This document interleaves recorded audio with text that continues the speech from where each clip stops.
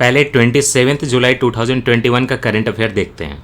जब आप 24 जुलाई को गुरु पूर्णिमा मना रहे थे, उस टाइम पे 24 जुलाई को इंटरनेशनल बुद्धिस्ट कॉन्फेडरेशन आषाढ़ पूर्णिमा धम्म चक्र डे मना रहा था। हिंदू हो, जैन हो, बुद्धिस्ट हो, गुरु पूर्णिमा भी मनाते हैं, लेकिन जो खास करके बुद्धिस्ट है, और बुद्धिस्ट में भी एक अलग से जो स्कूल है जिसका नाम है थेरावड़ा स्कूल जो है बुद्धिज्म का, वो खास करके सेलिब्रेट करता है आषाढ़ पूर्णिमा धम्म चक्र डे। यहीं पे रुक के मैं आज आपको एकदम क्लियर कॉन्सेप्ट दे देता हूँ स्कूल्स ऑफ बुद्धिज्म या सेक्ट्स ऑफ बुद्धिज्म के बारे में। अगर बुद्धिज्म की बात करें, अगर आप नितिन सिंघानिया की बुक पढ़ेंगे तो वहाँ पे ऐसा लिखा हुआ है कि अर्ली, बहुत पहले, बुद्धिज्म 2 पार्ट में डिवाइड हुआ। एक पार्ट हुआ हीनयान और एक पार्ट हुआ महायान। डिवीजन हो गया। इसमें दोनों में फ़र्क क्या है? हीनयान जो है वो बुद्ध को मूर्ति के फॉर्म में पूजा नहीं करेगा। मतलब कहीं ना कहीं ये लोग ऑर्थोडॉक्स है, पुराने लोग हैं। हीनयान पुराने लोग हैं। हीनयान का मतलब हुआ स्मॉलर व्हीकल, मतलब जो कि आगे उसको बढ़ाना नहीं चाह रहे, है ना, नई चीज़ें नहीं लाना चाह रहे, स्थिर रहना चाह रहे हैं। और महायान क्या होगा? उसमें पूजा पाठ, अगरबत्ती, अर्चना सब कुछ होगा, जैसे हिंदू के कल्चर में होता है। तो ये पहला डिवीजन हुआ हीनयान और महायान नितिन सिंघानिया के हिसाब से। फिर नितिन सिंघानिया बस इतना लिख के छोड़ देते हैं कि धीरे धीरे हीनयान है जो उसका डिक्लाइन होने लगा, और बाद में फिर एक और डिवीजन हुआ। तो टोटल जो है हीनयान, महायान, और 2 जो नए बने उनका नाम उन्होंने बताया थेरावड़ा और लास्ट वाला वज्रयान। ऐसे करके 4 बताते हैं कि वो बुद्धिस्ट सेक्ट हैं, लेकिन साथ ही साथ ये भी मेंशन करते हैं कि हीनयान जो है ऑलमोस्ट वो डिक्लाइन हो चुका। तो प्रैक्टिकली 3, लेकिन ऐसे 4। अब यहाँ पे एक बात है, क्या आपको थोड़ा सा ये सुनकर डेरोगेटरी नहीं लगता? हीनयान, हीन चीज़, हिंदी जो जानते हैं वो लोग जानते हो हीन चीज़। तो हाँ, एक्चुअली है। स्मॉलर व्हीकल कहना, हीन चीज़ कहना एक्चुअली है। 1950 में वर्ल्ड फेलोशिप ऑफ बुद्धिस्ट जो है, उन्होंने बोला कि आज के बाद कोई भी जो है हीनयान वर्ड का मेंशन नहीं करेगा। This is derogatory. तो जो हमारे दिमाग में पहले हीनयान और महायान आते थे एक दूसरे के opposite, laser vehicle, smaller vehicles and bigger vehicles, तो वहाँ पे जो हीनयान वर्ड है वो मना कर दिया गया, उसको नहीं यूज़ करना है। हालांकि हिस्ट्री में आप पढ़ेंगे, यूपीएससी में भी आएगा, लेकिन आजकल के टर्म में हम लोग हीनयान नहीं यूज़ कर रहे हैं। तो अभी प्रैक्टिकली हमारे कितने स्कूल हुए? महायान, थेरावड़ा और वज्रयान। तो व्हाट अबाउट हीनयान? मतलब कि जो लोग पहले एकदम ऑर्थोडॉक्स थे, क्या वैसे कोई नहीं है अब? आज के ये 3 बुद्धिस्ट में महायान तो देखिए ऑर्थोडॉक्स नहीं है ना, बिगर व्हीकल। थेरावड़ा का नहीं पता हमें, वज्रयान का नहीं पता, लेकिन ये हीनयान चला गया। तो जो लोग बिल्कुल ऑर्थोडॉक्स थे, जो बुद्ध की मूर्ति वगैरह नहीं लगाते थे, मानते थे कि पीपल ट्री के सामने जो है खाली जगह दिखा देते थे कि हम उसी की पूजा करेंगे, ये लोग कहाँ हैं अब फिर, अगर नाम नहीं लेना है तो? इस हीनयान वर्ड को आज के बुद्धिस्ट जो भी हैं मतलब कल्चर में, हीनयान वर्ड को रिप्लेस कर दिया गया है किससे? निकाया बुद्धिज्म से। निकाया बुद्धिज्म का मतलब होता है अर्ली बुद्धिस्ट स्कूल्स। तो जो अर्ली बुद्धिस्ट स्कूल्स हैं, जो ऑर्थोडॉक्स हैं, जो लोग मूर्ति पूजा वगैरह नहीं करना चाहते थे, तो अब वो हीनयान नहीं बोले जाएंगे, अब क्या बोले जाएंगे? निकाया बुद्धिज्म स्कूल्स कहे जाएंगे। लेकिन अब आप कंफ्यूज हो रहेंगे कि ये तो निकाया बुद्धिज्म तो अभी का टर्म दिया गया है अर्ली स्कूल्स के लिए, पहले क्या था भाई अर्ली स्कूल्स के लिए हीनयान की जगह? उसके लिए अब ये देखिए, जब सेकेंड बुद्धिस्ट काउंसिल हो रही थी तो वहाँ पे डिवीज़न हुआ। इस टाइम पे जो डिवीज़न हुआ तो उससे कोई नॉन ऑर्थोडॉक्स नहीं बना, दोनों ऑर्थोडॉक्स ही थे, याद रखिएगा। सेकेंड बुद्धिस्ट काउंसिल में जो डिवीज़न हुआ तो उससे 2 ऑर्थोडॉक्स स्कूल बने। एक तरफ मेजॉरिटी लोग थे, उनका नाम था महासंघिकाज, नॉट महायाना, याद रखिए, महासंघिकाज। और जो माइनॉरिटी लोग थे वो बने स्थविर निकाया। पहले जो मैंने आपको 3 बताया था उस टाइम पे, उसको अभी भूल जाइए थोड़ी देर के लिए।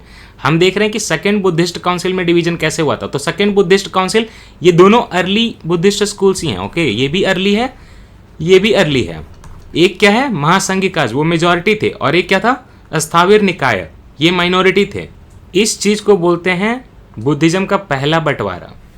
क्या बोलते हैं इसको, फर्स्ट स्किज्म ऑफ बुद्धिज्म, बुद्धिज्म का पहला बंटवारा, और फर्स्ट स्किज्म ऑफ संघ भी बोल सकते हैं इसको। इसके पहले ही संघ बन गया था, बताऊंगा वो कब बना था। तो फर्स्ट स्किज्म ऑफ संघ कब हुआ, सेकेंड बुद्धिस्ट काउंसिल के दौरान, ठीक। और सेकेंड बुद्धिस्ट काउंसिल के दौरान अर्ली बुद्धिस्ट स्कूल दो टाइप के बने, एक महासंघिका वो लोग मेजॉरिटी थे, दूसरा माइनॉरिटी में थे स्थाविर निकाय।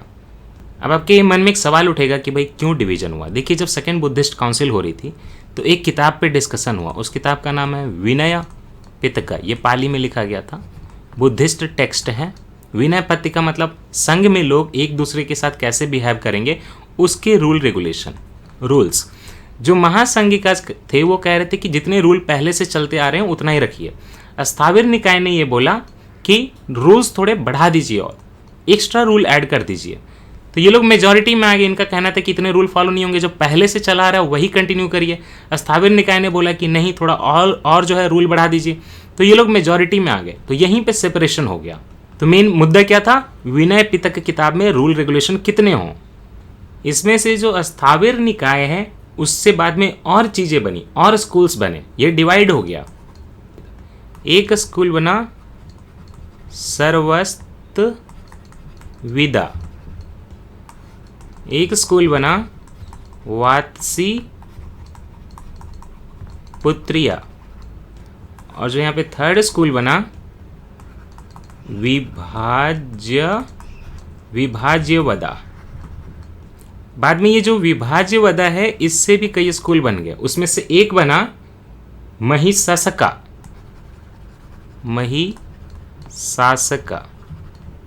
ठीक।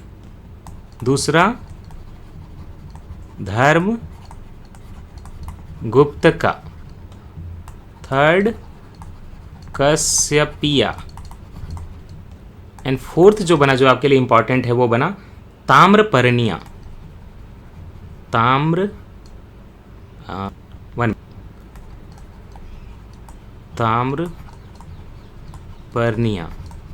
ये जो ताम्रपर्णिया आप देख रहे हैं यही बाद में क्या कहलाया, थेरावडा। तो क्या ये आपको सारा पूरे का डिस्क्रिप्शन याद रखना नहीं, आपको ये समझना है कि फर्स्ट बुद्धिज्म का स्किज्म जो हुआ संघ में वो हुआ था सेकेंड बुद्धिस्ट काउंसिल में। दो चीज़ें बनी, महासंघिका, महायान नहीं बोल रहा हूँ, महासंघिका, दूसरा बना स्थाविर निकाय। दोनों अर्ली बुद्धिस्ट स्कूल ही हैं अभी तक। जो स्थाविर निकाय था वो सर्वस्तविदा और वात्सीपुत्रिया और विभाज्यवदा में बट गया। ये टर्म आपको दिमाग में रहने चाहिए, यूपीएससी यही पूछता है, सीधा टर्म पूछेगा कि बुद्धिज्म से कि जैनिज्म से। और जो विभाज्यवदा था उसके 4 स्कूल बाद में बन गए, महिशासका, धर्मगुप्त का, कश्यपिया, ताम्रपर्णिया, जिसको कि अब हम क्या बोलते हैं, थेरावडा। और कई स्कॉलर्स का ये मानना है कि ये जो महासंघिका रह गया था उसी से बाद में धीरे धीरे जो है ग्रेटर व्हीकल या महायान का ओरिजिन हुआ। कई लोग ये भी कहते हैं कि धर्मगुप्तका से हुआ, लेकिन कई लोगों का, मेजॉरिटी का ये कहना है कि जो महासंघिका रह गया था स्थाविर निकाय के अलावा, उसी से महायान बुद्धिज्म बना है। तो इन सारे अर्ली स्कूल्स को आप हीनयान कह सकते हैं। और जो बाद में नए लेवल पर डेवलप हुआ जिसमें कि पूजा अर्चना सब कुछ किया जाएगा, पाली के अलावा और भी कई बुद्धिस्ट टेक्स्ट जोड़ दिए जाएंगे, उसको महायान बोलेंगे। जो अर्ली बुद्धिस्ट स्कूल रहेगा वो हमेशा पाली को फॉलो करेगा बस। और इसमें जो आप थेरावडा देख रहे हैं, हालांकि वो देखिए स्थाविर निकाय से बाद में जाके विभाज्यवदा और उसमें से थेरावडा बना है, लेकिन थेरावडा अभी भी अर्ली स्कूल ऑफ बुद्धिज्म है, ठीक। अर्ली स्कूल में माना जाता है थेरावडा वाला। तो अभी कोई अगर आपसे पूछे कि बुद्धिज्म के कितने स्कूल हैं, तो देखिए नितिन सिंघानिया में देखेंगे तो आपको हीनयान मिलेगा, महायान मिलेगा, थेरावडा मिलेगा और वज्रयान मिलेगा। लेकिन अगर बुद्धिस्ट स्कॉलर से बोलें और जो बुद्धिस्ट काउंसिल के लोगों से पूछे तो वो आपको 3 बताएंगे, है ना। एक तो आपको महायान बताएंगे, दूसरा थेरावडा बताएंगे, और तीसरा क्या मैंने बोला, वज्रयान बताएंगे। वज्रयान की ओरिजिन थोड़ी अलग है, ये ना तांत्रिक बुद्धिज्म है। वांडरिंग मेडिकेंट्स होते थे बुद्धिज्म के, उन लोगों ने इसको धीरे धीरे पैदा किया है। इसकी ओरिजिन आपको इन सारे रिलेशन में नहीं दिखेगी। वज्रयान बुद्धिज्म जो है अलग तरह से बना है। तो ये 3 स्कूल हो गए अभी जो प्रोलिफरेट कर रहे हैं, वज्रयान, महायान और थेरावडा। थेरावडा जो है ऑर्थोडॉक्स स्कूल है, याद रखिएगा। अभी वर्ल्ड में फॉलोइंग लेवल क्या है, ये जो आप देख रहे हैं 56%, ये किसका है? महायान का। सबसे ज़्यादा फॉलो क्या होता है? महायान। उसके बाद दूसरा आप जो देख रहे हैं थेरावाडा, ये वाला है ना। और बाकी 6% छोटा सा एरिया वज्रयान का है। वज्रयान मोस्टली जो है तिब्बतन एरिया में होता है, ये आपको मैंने मैपिंग में भी बताया था। इसी चीज़ को थोड़ा मैप के सहारे से देख लीजिए। ये जो आप डार्क रेड वाला देख रहे हैं ना, ये थेरावाडा है। तो थेरावाडा श्रीलंका में क्या है? सिंगलिश कम्युनिटी जो है वो थेरावाडा बुद्धिज़्म को फॉलो करती है। इसके अलावा साउथ ईस्ट एशिया में भी यही है। तो आपके म्यांमार से लेके लाओस, थाईलैंड, कंबोडिया, ये सारे कंट्रीज़ में जो बुद्धिज़्म फॉलो होता है ना, वो आपका थेरावाडा होता है मोस्ट ऑफ द टाइम।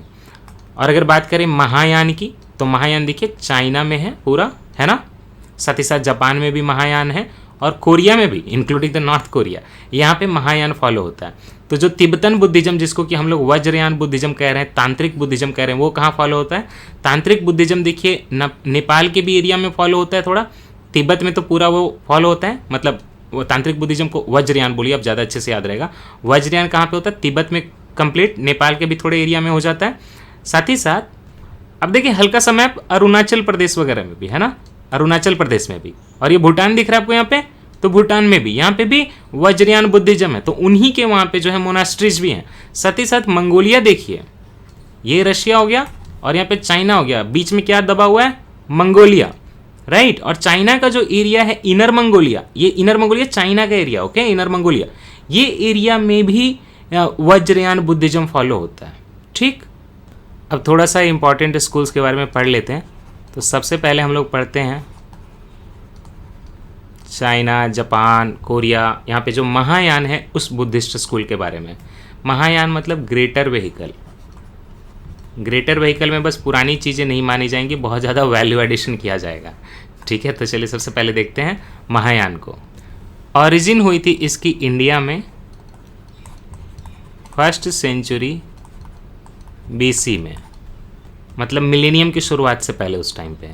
देखिए ऐसा नहीं है कि अर्ली बुद्धिज्म को एक्सेप्ट नहीं करेगा, अर्ली बुद्धिस्ट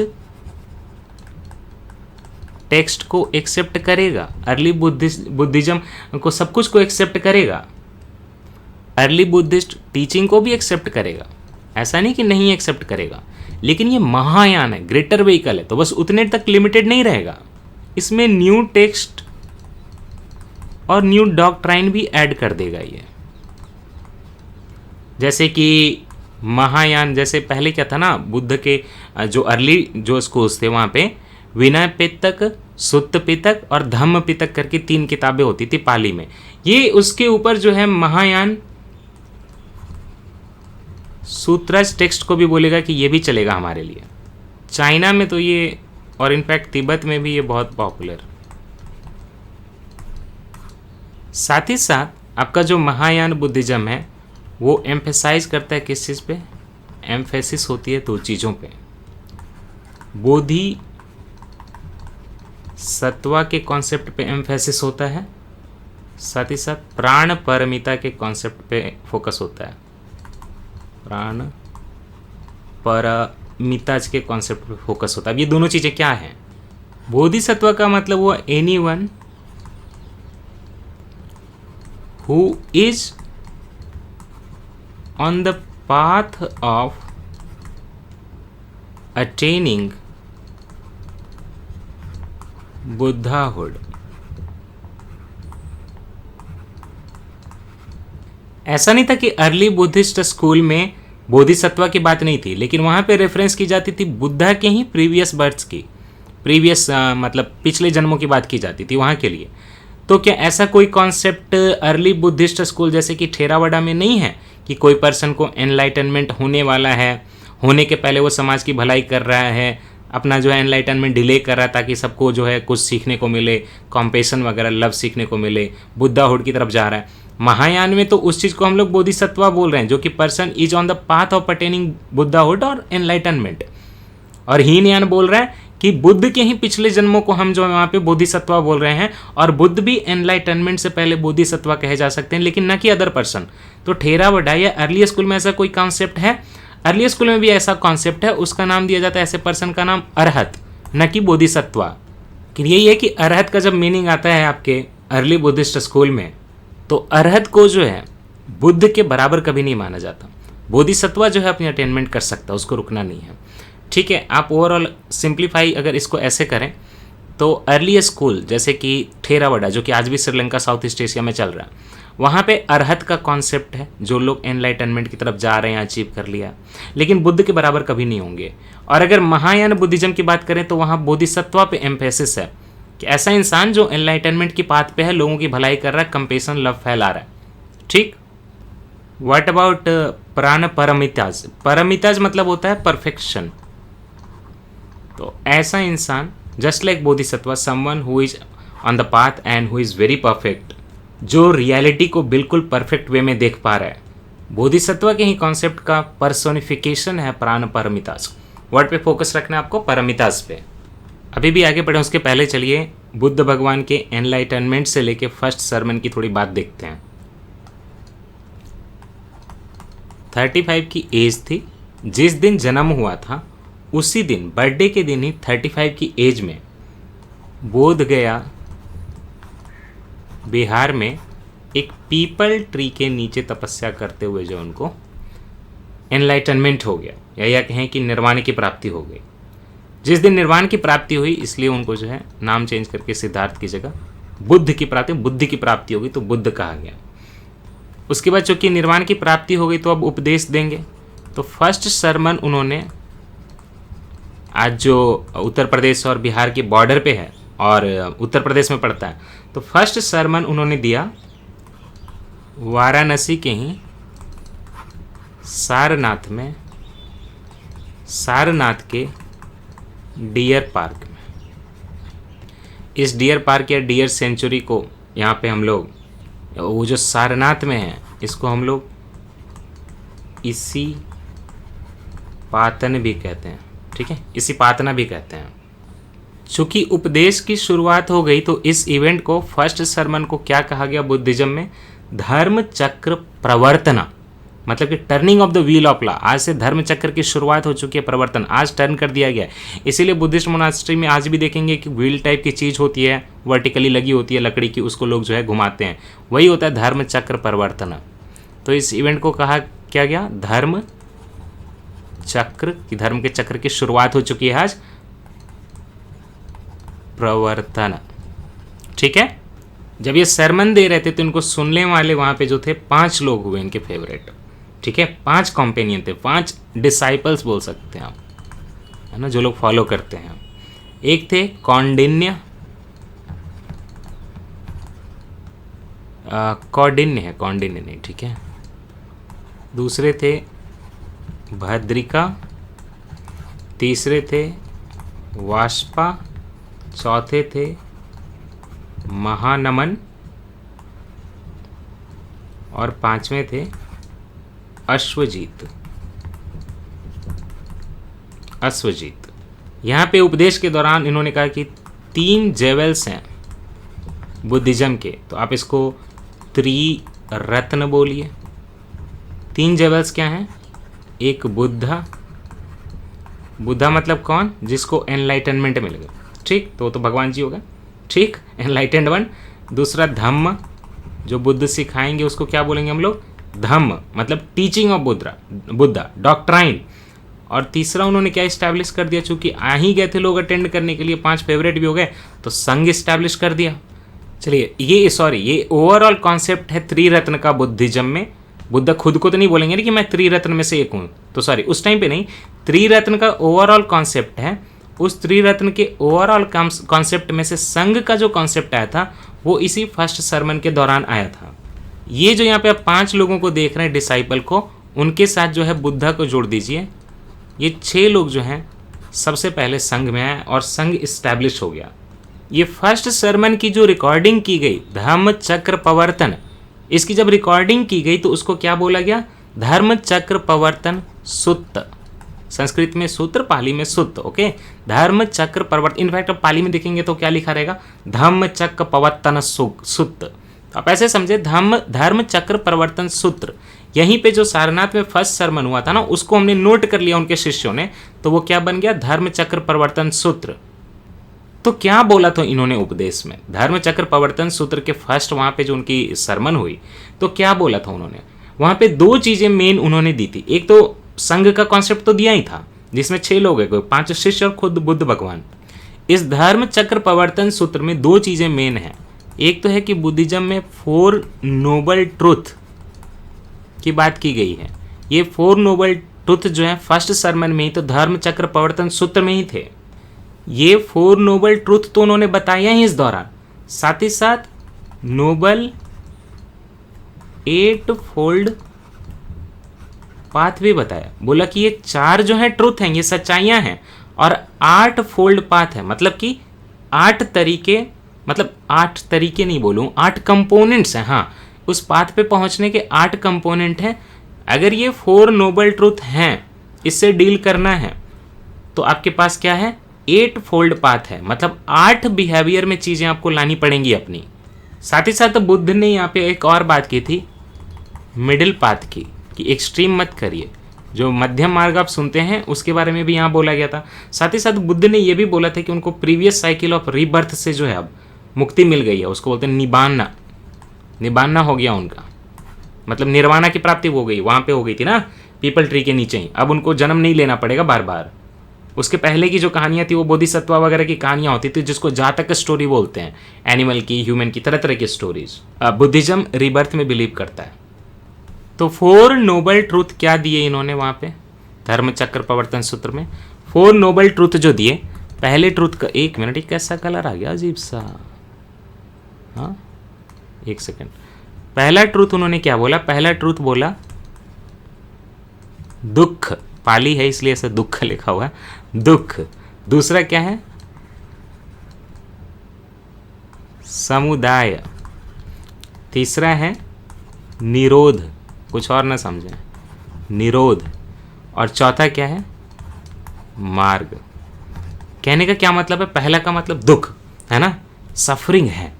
वो बोलते हैं कि सफरिंग तो है, दर्द तो है, सफरिंग है, ओके ठीक है। समुदाय, दुख का कारण भी है, दैट मीन्स दुख हैज ऑरिजिन, ऑरिजिन भी है, मतलब दुख है। और समुदाय का मतलब होता है ऑरिजिन, है ना, तो दुख का ऑरिजिन भी है।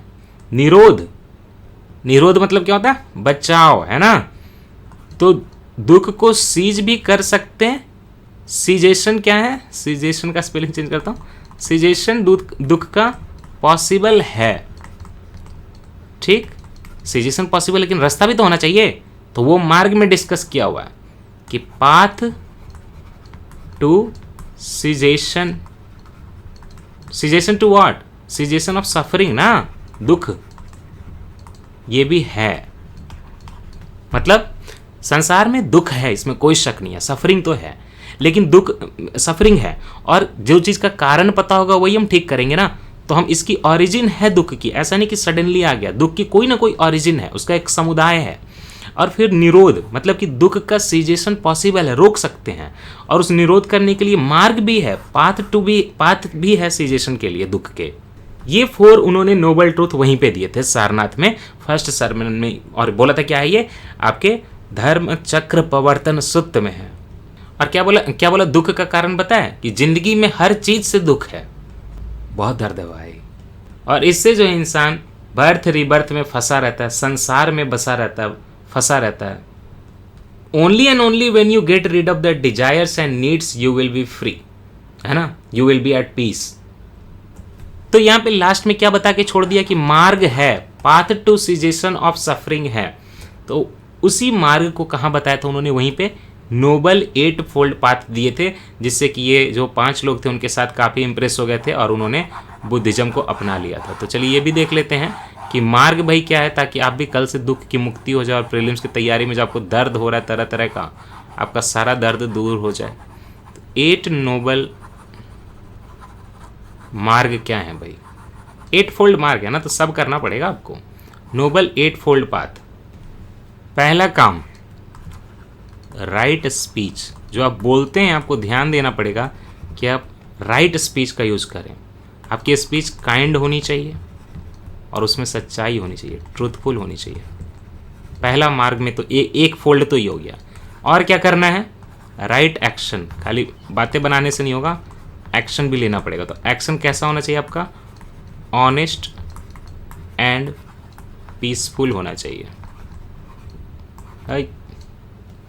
थर्ड ये है मेहनत की रोटी कमाइए, राइट लाइवलीहुड। तो ये आप बुद्धिज्म लिख सकते हैं ना, एथिक्स के पेपर में भी एट फोल्ड पाथ लिख दीजिएगा ना, राइट लाइवलीहुड। राइट लाइवलीहुड मतलब करप्ट नहीं हो आप, ऐसा लाइवलीहुड हो जिसमें कि किसी और को हार्म नहीं हो, ठीक, आप कमाएं दूसरों को भी कमाने दें। चौथा क्या है, right effort and cultivating self control. Right effort, right effort के साथ आपको क्या करना पड़ेगा, सेल्फ कंट्रोल करना पड़ेगा ना, सही एफर्ट लगाइए, ये नहीं कि पढ़ना था और देखने लगे मूवी। तो ये हो गए 4। इसके अलावा एट फोल्ड पाथ में पांचवा क्या है, पांचवा है राइट माइंडफुलनेस। मेडिटेशन का एक टाइप देखते हैं ना माइंडफुलनेस की, चीज़ों को जो है ओवरऑल देखें आप, कंप्लीट पिक्चर देखें, तो राइट माइंडफुलनेस होना चाहिए आप। छठा राइट मेडिटेशन। राइट मेडिटेशन मतलब आप कंसंट्रेशन करें और लाइफ की जो मीनिंग है उस पर फोकस करें। राइट मेडिटेशन करिए भाई, चुपचाप ध्यान करिए, बोला जा रहा है, ठीक, चिंता मत करिए आप। देन राइट थॉट, स्पीच था, एक्शन था, थॉट कहाँ था, राइट थॉट था। गांधी जी बोल रहे थे ना, थॉट भी होना चाहिए, स्पीच भी होना चाहिए, एक्शन भी होना चाहिए, वहीं से लिया हुआ गांधी जी ने, ऐसा थोड़ी गांधी जी ने कुछ नया पैदा कर दिया था, इधर उधर से देख के समझा था यार, किताबें पढ़ी थी। Then avoid superstition and cultivate right understanding. Right understanding develop करिए। राइट अंडरस्टैंडिंग मतलब छलावे में ना आए, है ना, सुपरस्टिशन फॉलो ना करें। ये अगर आप फॉलो करेंगे तो फिर जो है आपको क्या मिल जाएगा, आपके दुखों से मुक्ति मिल जाएगी। साथ ही साथ मध्यम मार्ग का, मिडिल वे का कॉन्सेप्ट भी उन्होंने यहीं पे दिया था। क्यों दिया था, बुद्ध का कहना था कि ये जो 8 फोल्ड पाथ बताया ना मैंने आपको, 8 फोल्ड पाथ का समरी क्या है, 8 फोल्ड पाथ का समरी है मध्यम मार्ग। तो आप 18 घंटा भी ना पढ़ें, लेकिन 3 घंटा भी ना पढ़ें, 10 घंटा पढ़ें, 12 घंटा पढ़ें, ठीक। अच्छा, बुद्धिज्म तो ये बिलीव करता है कि बर्थ और रिबर्थ होता है, लेकिन क्या बुद्धिज्म सोल में बिलीव करता है, नहीं, बुद्धिज्म कंप्लीटली रिजेक्ट करता है सोल के कॉन्सेप्ट को, एकदम रिजेक्ट, खत्म, नो सोल। जैनिज्म बिलीव करता है, वेदाज में दोनों बिलीव नहीं करते, ठीक। अब आ जाइए, आपको ये आराम से समझ में आएगा। इंटरनेशनल बुद्धिस्ट कॉन्फेडरेशन कुछ नहीं है, बुद्धिस्ट ऑर्गेनाइजेशन है। तो इसने क्या सेलिब्रेशन किया, इंडिया के साथ मिलके इसने क्या सेलिब्रेशन किया, आषाढ़ पूर्णिमा धम्म चक्र डे। अब आप समझ गए क्यों, क्योंकि इसी दिन जो है सारनाथ में सरमन दिया था उन्होंने डियर पार्क में, और वहीं पे जो है धर्म चक्र प्रवर्तन हुआ था, तो इसीलिए धर्म चक्र डे जो है आषाढ़ पूर्णिमा को मनाया जाता है, ठीक। आषाढ़ पूर्णिमा जुलाई में आता है जनरली। तो 24 जुलाई 2021 को जब आप गुरु पूर्णिमा मना रहे थे, तो बुद्धिज्म में जो है, खास करके मैंने कौन सा बुद्धिज्म बता दिया आपको, थेरावाडा। थेरावाडा कहाँ पे है, श्रीलंका में, साउथ ईस्ट एशिया में, ठीक। This day commemorates Buddha's first sermon. Enlightenment कहाँ हुई थी, एनलाइटनमेंट कहाँ हुई थी, बोध गया, बिहार, पीपल के पेड़ के नीचे। अच्छा, इसको अगर हीनयान वाले दिखाएंगे तो कैसे एनलाइटनमेंट को दिखाएंगे, पीपल का पेड़ दिखा देंगे और नीचे खाली रख देंगे, क्योंकि मूर्ति पूजा नहीं कर रहे। महायान वाले क्या करेंगे, बुद्ध भगवान की पूरी फोटो बनाने लगेंगे, ठीक। तो कब होता है ये आषाढ़ पूर्णिमा, आषाढ़ पूर्णिमा जो होता है, हिंदू कैलेंडर जो आषाढ़ महीना होता है उसका first full moon day. Full moon day क्या होता है हिंदी में, पूर्णिमा, पूर्णिमा, जिस दिन चांद होता है बिल्कुल पृथ्वी के सामने होता है, ठीक। इसको हम लोग श्रीलंका में थेरावाडा बुद्धिज्म के अंदर एसला पोया बोलते हैं, और थाईलैंड में भी थेरावाडा बुद्धिज्म, देखिए ऊपर नहीं लिखा हुआ थेरावाडा, लेकिन मैंने आपके कॉन्सेप्ट क्लियर किए हैं कि नहीं, बताइए किए हैं कि नहीं, हाँ किए हैं कि नहीं तो श्रीलंका में इसको बोलते हैं एसला पोया। श्रीलंका में एसला पोया क्यों बोल रहे हैं, वहाँ थेरावाडा बुद्धिज्म होता है, वो लोग सेलिब्रेट करते हैं आषाढ़ पूर्णिमा धम्म चक्र डे। और थाईलैंड में भी तो थेरावाडा बुद्धिज्म है, तो उसको क्या बोलते हैं ये लोग, असाहा पूचा, ठीक। Now the first sermon remembered, first sermon को हमने नोट किया तो कौन सी किताब लिख दी, और याद रखिए संस्कृत में लिखा हुआ ही है, पाली में नहीं है, भले उनका प्रवचन उस टाइम पे होगा पाली में, लेकिन बाद में बहुत किताब लिखी गई तो संस्कृत में। धर्म चक्र प्रवर्तन, अच्छा सॉरी, धर्म चक्र प्रवर्तन सूत्र जो है वो संस्कृत में, और जो पाली में नोट किया हुआ तो वो कैसा लिखा रहेगा, ऐसा लिखा रहेगा, मैं बता रहा हूँ, धम्म चक्र प्रवर्तन ऐसे करके कुछ लिखा रहेगा, लास्ट में क्या लिखा रहेगा, सुत्त। तो पाली में रखेंगे तो ऐसे लिखेंगे, संस्कृत में लिखेंगे तो पूरा प्रॉपर ऐसे लिखेंगे। Turning of the wheel of the dharma, तो इसमें 4 नोबल ट्रूथ दिए थे, नोबल 8 पार्ट फोल्ड दिए थे। संघ की शुरुआत भी यहीं पे हुई थी, मोनास्टिक ग्रुप ऑफ बुद्धिज्म की। उस पर जो 5 लोग सुनने आए थे प्लस बुद्धा, 6 लोग फर्स्ट टाइम संघ में गए। साथ ही साथ मैंने तो आपको बता दिया कि पूरा नोबल 8 फोल्ड पाथ और उसका समरी क्या है, उसका समरी क्या है, मिडिल पाथ, मध्यम मार्ग। मध्यम मार्ग का ये मतलब नहीं है कि मिडिल स्कूल पढ़ के छोड़ दीजिएगा कि ऊपर नहीं जाएंगे नीचे नहीं जाएंगे, बीच बीच का पढ़ेंगे, ठीक है। अगर गुरु पूर्णिमा का कॉन्सेप्ट देखें तो गुरु पूर्णिमा देखिए क्या है, हम लोग क्यों गुरु पूर्णिमा मनाते हैं, मतलब हम लोग नहीं कहना चाहिए, बाकी लोग गुरु पूर्णिमा क्यों मनाते हैं, क्योंकि इसको हम लोग व्यास पूर्णिमा भी बोलते हैं। व्यास पूर्णिमा क्यों बोलेंगे, व्यास पूर्णिमा इसलिए बोलेंगे क्योंकि जो वेद व्यास का बर्थडे है वो इसी दिन था, ठीक, हिंदू कैलेंडर के हिसाब से, है ना। वेद व्यास ने क्या लिखा, वेद व्यास ने महाभारत लिखा था। बाद में वेद वगैरह का मिला जुला के भी कंपाइलेशन किया था, लेकिन उन्होंने लिखा नहीं था, लेकिन महाभारत इन्होंने लिखा था। इस दिन गुरु और टीचर को जो है रिस्पेक्ट दी जाती है वगैरह वगैरह, है ना, ठीक, क्योंकि वो लोग लाइफ में एनलाइटनमेंट की तरफ गाइड करते हैं। यहाँ पे एक खास बात है, Buddha Purnima full moon day को आता है हिंदू मंथ ऑफ आषाढ़ में, जून या जुलाई में, और लूनर इक्लिप्स के साथ कोइंसाइड करता है। Now this is very interesting. अच्छा, ये 4 नोबल ट्रूथ दिए हुए हैं, truth of suffering, find cause of suffering, cause है, सॉल्यूशन है, और राइट एक्शन करें तो सॉल्व हो जाएगी प्रॉब्लम। ये 8 नोबल फोल्ड आपके जो है 8 फोल्ड पाथ है, noble fold 8 fold noble path है, इसको दिखाई ही दिया मैंने आपको। Now one thing is that कि जब पूर्णिमा होती है तो कैसे होती है, देखिए फुल मून डे कैसे होता है, ये सन है,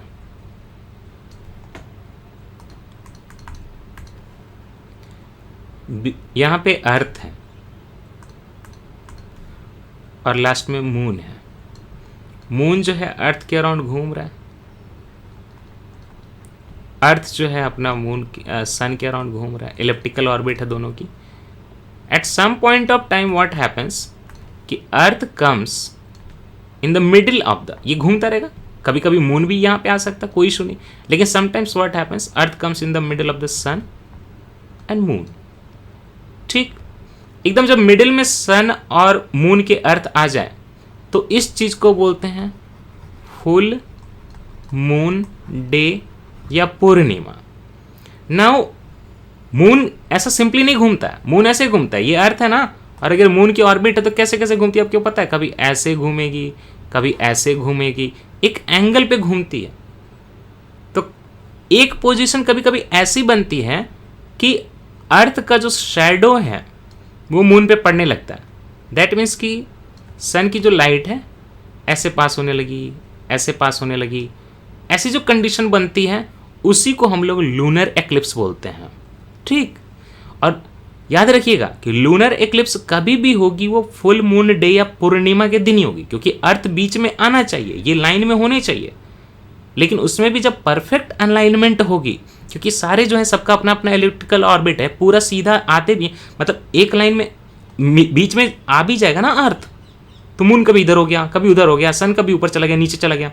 तो साल में 3-4 ओकेजन ऐसे होते हैं जब ये एकदम बिल्कुल स्ट्रेट लाइन में आते हैं। जैसे ही स्ट्रेट लाइन में आएगा तो लूनर एक्लिप्स हो जाएगा। लूनर एक्लिप्स मतलब इस पे शैडो बनने लगी, मून पे शैडो बनने लगी अर्थ की, सन की रेज को अर्थ जो है वहां पे पूरा पहुंचने नहीं दे रहा।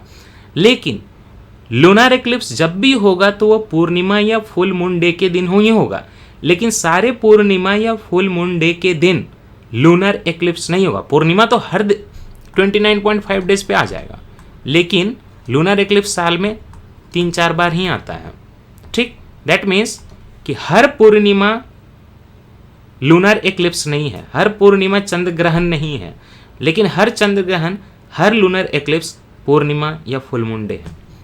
तो जो आपका आषाढ़ पूर्णिमा होता है तो फुल मून डे तो होता ही हिंदू मंथ ऑफ आषाढ़ में, है ना। साथ ही साथ ये कॉन्साइड करता है लूनर एक्लिप्स के साथ आसपास में यूजुअली, ठीक। So that's all. मैं इस लेक्चर को इसको मॉड्यूल में निकाल देता हूँ, इसका नाम दे दूंगा मैं स्कूल्स ऑफ बुद्धिज्म, ठीक। अच्छा, क्वेश्चन करा दूँ। ये क्वेश्चन है यूपीएससी में 2020 में ही, लास्ट ईयर की बात है। With reference to religious history of India consider the following statements. Sthaviravadins belong to Mahayana Buddhism. मैंने अभी भी चिल्ला के पढ़ाया कि अस्थवीर निकाया अर्ली बुद्धिज्म है, है ना, अर्ली बुद्धिज्म है। और अर्ली बुद्धिज्म तो ऑर्थोडॉक्स ही थे, अर्ली बुद्धिज्म तो सारे हीनयान ही थे यार।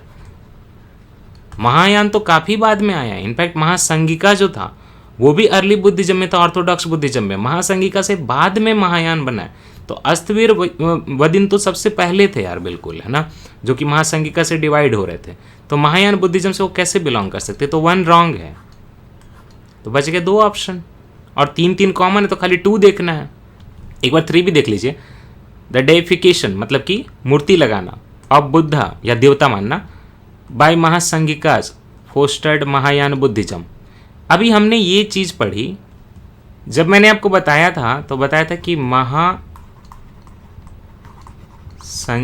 जो थे, महासंगिका से धीरे धीरे कौन बने? महायान बने लास्ट में। ये पढ़ा है ना मैंने आपको। अब आप खुद सोचो, ये अर्ली बुद्धिस्ट थे महासंगिकाज, और बाद में महायान बने। और हम ये जानते हैं कि महायान जो है बुद्ध भगवान को देवता की तरह पूजते हैं, डेइफिकेशन करते हैं, जैसे डीएटी होती है ना, तो डेइफिकेशन करते हैं। तो यार महासंगिका से महायान बने हम जानते हैं, और महायान डेइफिकेशन करते हम जानते हैं। तो ये स्टेटमेंट तो बिल्कुल सही हुआ ना, the deification of Buddha by Mahasanghika fostered Mahayana Buddhism, इसमें कोई शक नहीं है। थर्ड भी हम जानते सही है, ठीक। Now we are confused about 2। तो कई बार गेस वर्क करना डिफिकल्ट होता है, तो लोकोत्तर विदा के बारे में थोड़ा सा पढ़ लेते हैं। ये भी एक अर्ली बुद्धिस्ट स्कूल ही था, और ये महासंगिका का ही एक सब ग्रुप इमर्ज हुआ था। महासंगिका से मैंने आपको महायान बना है, ये कुछ स्पार्क हो गया था, सॉरी, मैं कहाँ था? देखिए, महासंगिका तक मैंने आपको पढ़ाया था, अर्ली ही है, ठीक है, महासंगिका। दूसरा क्या था? स्थाविर निकाय। स्थाविर निकाय से मैंने कैसे 3 बने, 3 से 4 बने, थेरावाडा कैसे बना ये बता दिया। थेरावाडा अभी भी अर्ली ही है। महासंगिका से धीरे धीरे धीरे धीरे धीरे किसकी ओरिजिन हुई? डेइफिकेशन होने लगी बुद्धा की, बुद्ध की पूजा अर्चना होने लगी, इमेज बनने लगी। तो इससे बाद में महायान बनने लगा। ये अनऑर्थोडॉक्स है, ग्रेटर व्हीकल महायान। लेकिन महायान बनने के पहले महासंगिका से और 2-3 चीज़ें निकली थी, जिन्होंने महायान की चीज़ों को नहीं माना, लेकिन महासंगिका जो अर्ली वाला था उसको माना था। ये 3 चीजें क्या थी? एक सेक्ट थी कुकुतिका सेक्ट, दूसरी सेक्ट थी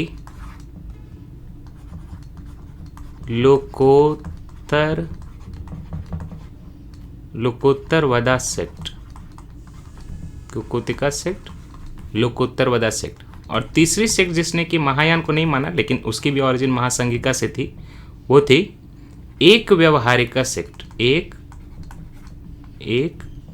व्यवहारिका सेक्ट। तो ये सारे कुकुतिका सेक्ट, लोकोत्तरवदा सेक्ट और एक व्यवहारिका सेक्ट और महायान सेक्ट, सबकी ओरिजिन जो है महासंगिका से। और दूसरा वाला जो था मैंने उसका पूरा आपको डिस्कशन दे दिया। तो इतना आपको जानना है अगर ऐसे क्वेश्चन को आपको सॉल्व करना है। 2020 का question, Sthaviravadins belong to the Mahayana Buddhism. नहीं, ये तो हीनयाना बुद्धिज्म जो शुरुआत की थी उससे बिलोंग करते हैं, और इन्हीं से तो थेरावाडा निकला है। थेरावाडा तो आज भी अर्ली वाला है, हीनयान के ही, मतलब नेमिंग हम नहीं करते हैं। तो स्थावर विद, मैंने आपको बताया ना, नाम ही डाल दिया गया स्थावर विद निकाय, वो आपके जो लोग जो अर्ली बुद्धिस्ट वाले हैं हीनयान की जगह। तो ये तो गलत हो गया। Lokottaravadi sect was an offshoot of Mahasanghika. तो महासंगिका ऊपर था, नीचे फिर महायान था, लेकिन उसका ऑफ शूट मैंने आपको 3 बताए थे, है ना। तो उसमें से एक बिल्कुल था लोकोत्तरवादावदिन, तो ये सही है। The deification of Buddha by Mahasanghika fostered Mahayana Buddhism. Yes, Mahasanghika पहले अर्ली और उससे धीरे धीरे महायान, और उसको 3 लोगों ने नहीं माना था जो उसके ऑफ शूट थे। उसी 3 में से एक कौन था? लोकोत्तरवादावदिन। ठीक, तो इस तरह से 2 और 3 सही होते हैं, और आंसर आपका लास्ट में 2 और 3 आता है। 2020 का डिफिकल्ट क्वेश्चन। 2020 के ही यूपीएससी में एक और क्वेश्चन आया था, with reference to the cultural history of India, which of the following is or are the correct description of the term paramitas? Earliest dharmashastra, no. Philosophical school that did not accept the authority of Vedas, no. Perfections whose attainment led to the bodhisattva path. You got your answer? C. ये question है UPSC 2019 में। Consider the following, और 3 feature दिए हुए हैं, और बताना है कि कौन से फीचर इसमें करेक्ट फीचर हैं महायान बुद्धिज्म के। डेइफिकेशन ऑफ बुद्धा 10 बार बोल चुका तब से महायान में, yes. Treading the path of Bodhisattva, यही तो समझाया था कि बोधिसत्वा के पाथ पे चलना जो है महायान बुद्धिज्म की बात है, बिल्कुल सही है। इमेज वर्शिप एंड रिचुअल, वही डेइफिकेशन इमेज, तब से मूर्ति पूजा बोल रहा हूँ। D 1 2 3 तीनों सही है। So we are done now. बाकी करंट अफेयर का जो आएगा वो अलग से आ जाएगा, इसको मॉड्यूल बना के डाल दे रहा हूँ ताकि आपका बुद्धिज्म का जो डिफरेंट सेक्ट आज से क्लियर रहे, है ना, बुद्धिज्म का। ताकि देख रहे हैं आप ना यूपीएससी का ट्रेंड, उसको बड़ा पसंद आता है ऐसे टर्म डालना, तो एक बार जैनिज्म का भी सेक्ट होना चाहिए इसी तरह से, है ना, right. Have a good day.